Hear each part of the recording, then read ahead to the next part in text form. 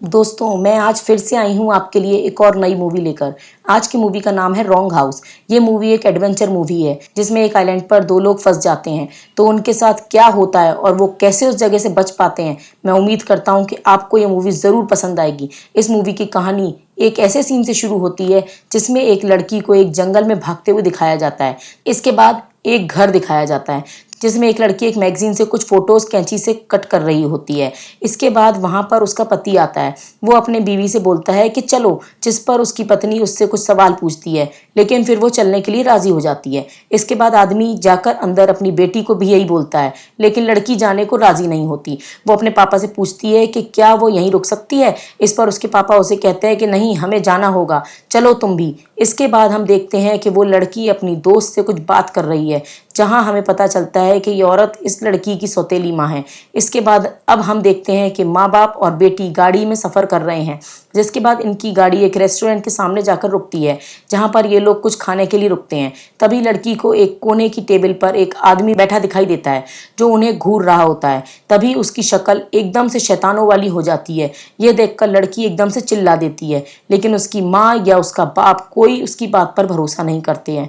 इसके बाद वो तीनों दोबारा गाड़ी में बैठकर अब एक नए घर को देखने के लिए रवाना हो जाते हैं। जिसके बाद लड़की गाड़ी में दोबारा अपने पापा से बोलती है कि उसे घर जाना है, जिस पर उसके पापा उसे जवाब देते हैं कि पहले हम ये नया घर देखने जा रहे हैं, जिसे देखने के बाद हम फिर आकर वापस घर चलेंगे। जिसके बाद वो लोग गाड़ी से लंबा सफर तय करते हैं और फिर उस घर के पास जाकर उनकी गाड़ी रुकती है, जिस पर बाहर ही एक बड़ा सा बोर्ड लगा होता है जिस पर बड़ा बड़ा फॉर सेल लिखा होता है और उस पर घर के मालिक की एक बड़ी फोटो लगी होती है। जिस फोटो को देखकर लड़की फिर से अपने पापा को बोलती है कि ये वही आदमी है जो उस रेस्टोरेंट में दिखा था, लेकिन यहाँ पर भी कोई उसकी बात पर भरोसा नहीं करता।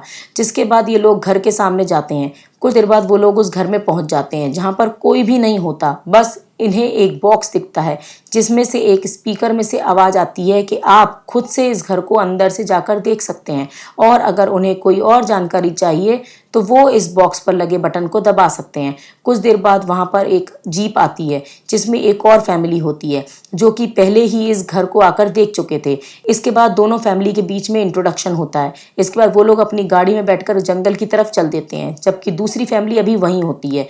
जैसे ही इनकी गाड़ी आगे जाती है, इनके सामने एक लड़की आ जाती है और वो गाड़ी से टक्कर लगकर जमीन पर गिरकर जख्मी हो जाती है। जिसके बाद ये तीनों लोग उतरकर उस लड़की से पूछते हैं कि क्या वो ठीक है, लेकिन लड़की के मुंह से खून बह रहा होता है और लड़की अपने मुंह से अजीबोगरीब आवाजें निकालती है और बहुत ज्यादा मिस्टीरियस तरीके से वो उस लड़की के मुंह को टच करती है। जिसके बाद हम देखते हैं कि पीछे से वो दूसरी फैमिली की गाड़ी भी वहां आ जाती है। वो लोग आपस में बात करते हैं और उस जख्मी लड़की को बाकी सब लोगों के साथ अपनी गाड़ी में बैठाकर ले जाते हैं। जिसके बाद दोबारा इन लोगों की गाड़ी उस घर के सामने ही चली जाती है जहां पर फॉर सेल लिखा था। इससे वो परेशान हो जाते हैं। जिसके बाद वो दोबारा कोई और रास्ता लेकर यहाँ से निकलने की कोशिश करते हैं, लेकिन वो फिर से उसी घर के सामने आ जाते हैं। इसका मतलब है कि अब वो लोग ट्रैप हो गए थे। अब धीरे धीरे अंधेरा हो जाता है और रात भी हो गई है। इसलिए दूसरी फैमिली वाला आदमी बोलता है कि क्यों ना हम इस घर के अंदर ही चलें, ताकि कम से कम आज रात के लिए यहाँ रुक पाएं। जिस पर उसकी बीवी कहती है कि ये बहुत बुरा आइडिया है। इसके बाद वहां पर वो लड़की बोलती है कि जिस लड़की का अभी एक्सीडेंट हुआ है वो लड़की इस घर में जाने के लिए मना कर रही है, वो अंदर ही नहीं जाना चाहती। इस पर लड़की का फादर उसे बोलता है कि तुम्हें डरने की कोई जरूरत नहीं है, हम यहाँ पर सब साथ में होंगे, तुम्हें कुछ नहीं होगा। जिसके बाद वो लोग इस घर में चले जाते हैं जहां पर बहुत ज्यादा अंधेरा होता है। तभी उस घर में उस जख्मी लड़की को एक तरफ अंधेरे एक आदमी के बच्चे का मुंह दबाकर खड़ा दिखता है। जिसके बाद वो थोड़ा डर जाती है और उसे फीवर हो जाता है। इसके बाद अगली सुबह जब वो लोग उठते हैं तो उनकी नींद एक स्पीकर की आवाज से खुलती है जो वही घर देखने वाली बात दोहरा रहा होता है। इसके बाद ये सब लोग उठ जाते हैं। जिसके बाद ये लोग देखते हैं कि वो जख्मी लड़की वहां पर नहीं है। ये उसे ढूंढते हैं, लेकिन वो लड़की उन्हें नहीं मिलती है। इसके बाद इन्हें एक आदमी खिड़की से बाहर अपने कुत्ते के साथ दिखता है। जिसके बाद ये लोग भागकर बाहर जाते हैं, लेकिन जैसे ही ये बाहर जाते हैं वो आदमी वहां से गायब हो चुका होता है। इसके बाद ये लोग वापस घर में आ जाते हैं जहां पर इन्हें वो जख्मी लड़की दिख जाती है। जिसके बाद इन्हें ये पता चलता है कि उस जख्मी लड़की की जुबान नहीं है। इसका मतलब कि वो कुछ बोल नहीं सकती है। ऐसे ही वहां पर रहते रहते एक महीना बीत जाता है। अभी तक ये लोग यहाँ से जा नहीं पाते हैं। जिसके बाद हम देखते हैं कि दूसरी फैमिली की औरत इस घर की सफाई कर रही होती है। तभी उसे खिड़की के बाहर एक छोटी बच्ची दिखती है। वो छोटी बच्ची और कोई नहीं बल्कि उसकी ही मरी हुई बच्ची होती है, जो कुछ साल पहले मर गई थी। इसके बाद हम देखते हैं कि अब दूसरी फैमिली का जो लड़का होता है, वो बैसाखियों से चलता था, वो भी अब धीरे धीरे रिकवर हो रहा है और अब अपने पैरों पर चलने लगा है। कुछ समय में उसकी पहली फैमिली की लड़की से दोस्ती हो जाती है और वो उसके साथ बाहर घूमने के लिए जाता है। इससे पहले उससे उसका फादर सेफ्टी के लिए अपनी बंदूक दे देता है। जिसके बाद वो दोनों बाहर जाकर बात कर रहे होते हैं। तभी लड़की को घर के ऊपर वाली खिड़की में एक छोटा सा बच्चा खड़ा दिखता है। जिसके बाद वो एकदम से घर में भागकर आती है और अपने फादर को ये बात बताती है। उस समय वो लोग उस घर के सामान को देख रहे होते हैं, जिसमें उसी छोटे बच्चे की एक फोटो होती है। लड़की उस फोटो को देखकर बोलती है कि यही बच्चा उसने ऊपर खिड़की में देखा था। इसके बाद वो सब लोग ऊपर की तरफ भागते हैं। नीचे बस दूसरी फैमिली की औरत ही रह जाती है। वो उन सामानों में चीज देख रही होती है। तभी उसे उनमें कुछ पजल दिखती है, जिसे वो टेबल पर बिखेर कर उसे सॉल्व करने की कोशिश करने लगती है। तभी पीछे से उसकी मरी हुई बेटी उसके पास आ जाती है, जिसे देखकर ये औरत रोने लगती है और उसे गले लगा लेती है। लेकिन छोटी बच्ची बोलती है कि वो अभी ज्यादा देर यहाँ नहीं रुक सकती। जिसके बाद वो छोटी बच्ची अपनी माँ के कान में हल्के से कुछ बोलती है। ये वहां पर वो जख्मी लड़की लेटी हुई देख रही होती है, जिसे उस औरत के सामने कोई नहीं दिख रहा होता है। बस वो औरत अपने एक्शन से किसी को गले मिलने का माइम कर रही होती है। अगले सीन में जंगल का सीन दिखाई देता है, जिसके बाद इनका डिनर खत्म हो जाता है, जहां पर पहली फैमिली की माँ दूसरी फैमिली की माँ से पूछती है कि मुझे पता है कि तुम कुछ जानती हो। जिस पर दूसरी फैमिली की माँ बोलती है कि उसे कुछ नहीं पता। इसके बाद दोनों में हल्की बहस होती है और वो दूसरी फैमिली की माँ गुस्से में बाहर चली जाती है, जहां पर उसे फिर से अपनी मरी हुई बच्ची दिखती है, जो कि उसके कान में फिर से कुछ हल्के से बोलती है। अगले सीन में हम देखते हैं कि पहली फैमिली की माँ सो रही होती है और उसे तभी एक ख्वाब आता है कि उसका पति बहुत वायलेंट हो रहा है।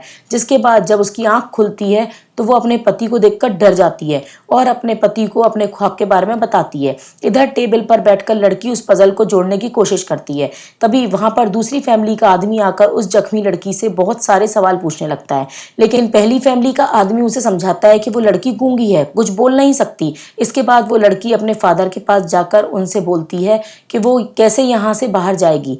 जिस पर उसका फादर उसे बोलता है कि उस पर भरोसा रखे, वो एक दिन इन्हें यहाँ से ले जाएगा। इसके बाद वो पहली फैमिली के तीनों लोग चुपके से निकलकर जंगल की तरफ जाने लगते हैं। तभी दूसरी फैमिली का आदमी आकर उन पर बंदूक तान देता है और बोलता है कि तुम लोग भागने की कोशिश कर रहे हो। इस पर पहली फैमिली का फादर बोलता है कि ऐसा नहीं है। इसके बाद वो लोग फिर से उस घर में वापस आ जाते हैं, जहां पर मौके का फायदा उठाकर पहली फैमिली की औरत दूसरी फैमिली के आदमी पर कुल्हाड़ी से वार कर देती है, जिसे देखकर सब डर जाते हैं। इसके बाद वो आदमी मर रहा होता है। उससे पहली फैमिली का आदमी आकर यहाँ से बाहर निकलने का रास्ता पूछने लगता है, लेकिन उससे पहले ही वो मर जाता है। इसके बाद पहली फैमिली का फादर अपनी बेटी को बंदूक देकर उससे बोलता है कि तुम उस जख्मी लड़की के पास यहाँ रहो, मैं बाहर जाकर कोई रास्ता ढूंढ कर आता हूँ।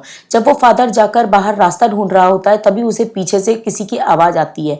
जब वो पीछे मुड़कर देखता है तो उसे उसके जैसा ही एक हमशक्ल इंसान दिखता है। जिसके बाद हम देखते हैं कि वो लड़की अब उस जख्मी लड़की के साथ जंगल में आ रही है और एक पेड़ के पीछे दोनों छुपकर बैठी हैं। तभी पीछे से उस लड़की का फादर आ जाता है, जो उस जख्मी लड़की को बालों से खींचकर नीचे लेटाता है और उसे हथौड़े से मार देता है। इसके बाद वो लड़की ये देखकर डर जाती है और वो डर में अपने फादर को गोली चला देती है, जिसके बाद उसका फादर मर जाता है। इसके बाद हम देखते हैं कि लड़की जंगल में जान बचाकर भागने लगती है और उसकी टक्कर एक गाड़ी से हो जाती है। जो गाड़ी वाला इंसान उसे उठाकर गाड़ी में बैठा लेता है। इसके बाद वो गाड़ी दोबारा उस घर के सामने जाकर रुकती है और उस गाड़ी में से एक आदमी और वही छोटा बच्चा बाहर निकलते हैं, जो लड़की को अंदर ले जाकर वैसे ही उस जख्मी लड़की की तरह उसकी भी जुबान काट लेते हैं और कहानी यहीं खत्म हो जाती है। तो दोस्तों, ये मूवी अपने आप में ही एक काफी कॉम्प्लेक्स मूवी है, लेकिन मैं आपको रिकमेंड करती हूँ कि आप ये मूवी जरूर देखें। इस मूवी पर इस फिल्म के राइटर का मानना है कि ये मूवी में वो सारे मर्डर इस आदमी और इस छोटे बच्चे ने ही किए हैं, जो लोगों के दिमाग को प्रोसेस करके उन्हें अपने वश में कर लेते थे। अब उन्होंने इस लड़की की भी जुबान वैसे ही काट दी है। अब ये लड़की भी वैसी ही गूंगी हो गई है और अब फिर से वही साइकिल दोबारा चलेगी, जिसमें फैमिली घर देखने आएगी और उन्हें ये गूंगी लड़की दिखेगी।